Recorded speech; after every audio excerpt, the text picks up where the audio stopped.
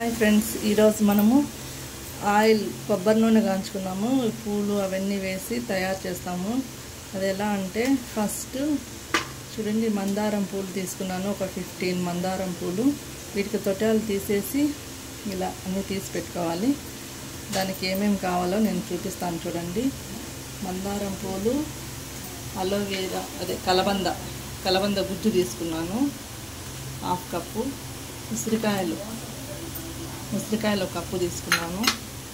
అంటే కట్ చేసి ముక్కలు చేసి తీసుకున్నాను 1 కప్పు.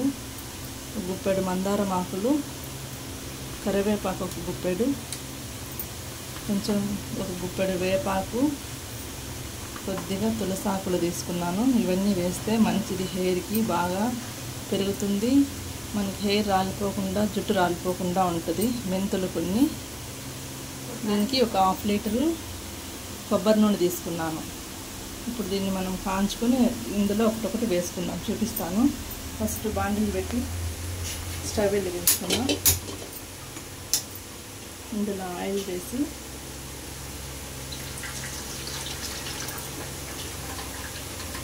ఇది వేడెక్కాక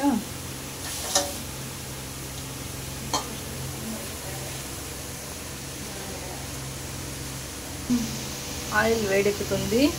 నేను పెద్ద బాండిల్ పెట్టుకున్నాను, ఎందుకంటే ఇవన్నీ ఆకులు వేసినప్పుడు అంతా బాగా కాగడానికి. ఫస్ట్ మెంతులు వేస్తున్నాను. మెంతులు వేసి కొద్దిగా అలా కాగిన తర్వాత ఒకటొకటి వేసుకుంటూ వస్తాం. ఇది మంచి హెయిర్ గ్రోత్కి బాగా మంచిగా పనికొస్తుంది. ఆయిల్ తయారు చేసుకుంటే హోమ్ మేడ్ ఆయిల్ తయారవుతుంది. బాగుంటుంది, మనకు హెయిర్ రాలిపోకుండా బాగుంటుంది. ఇలా కాగిన తర్వాత ఇది కొద్దిగా ప్రాసెస్ ఎక్కువ ఉంటుంది, లాంగ్ ప్రాసెస్. ఇప్పుడు ఇందులో మందారం పూలు వేసుకున్నాం. ఇది చిటపట అంటున్నాయి బాగా. అలా అన్న తర్వాత ఉసిరికాయలు వేసుకున్నాం.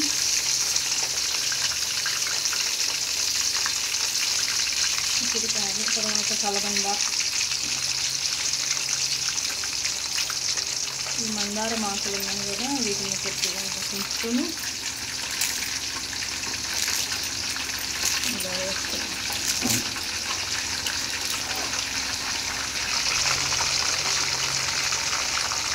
ఇవన్నీ బాగా ఉడికితే కొన్ని తులసాకులు,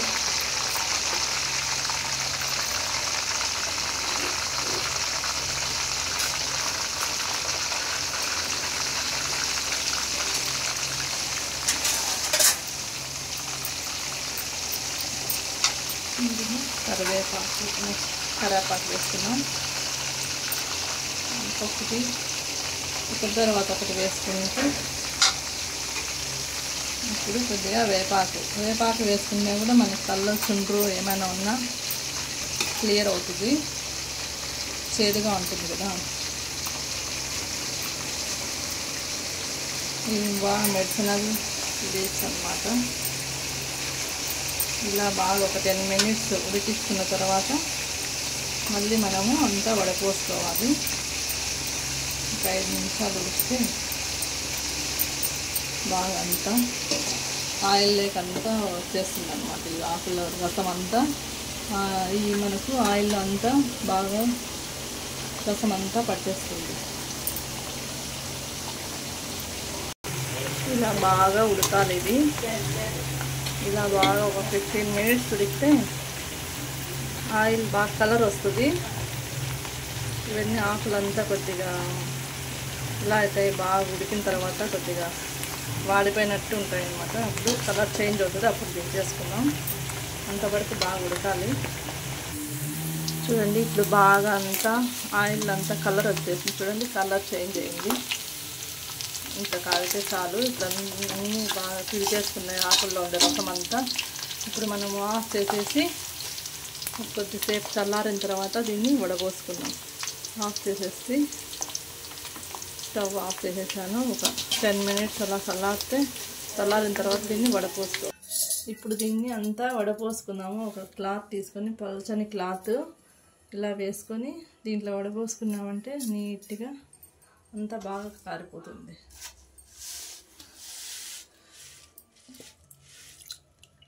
ఇలా అంతా వేసుకోవాలి.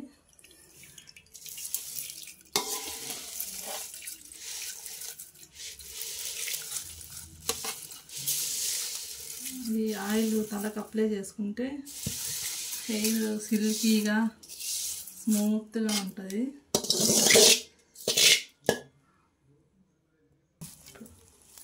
ఇలా అంతా క్లాత్లో వేసుకొని ఇలా అంతా పిండేస్తే చూడండి ఆయిల్ అంతా కలర్ చేంజ్ అయింది.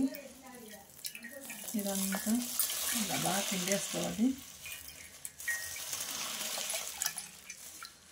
ఇలా పిండడం వల్ల ఇందులో ఉండే ఆయిల్ అంతా వచ్చేస్తుంది మనకి. లేకుంటే అలానే ఉండిపోతుంది.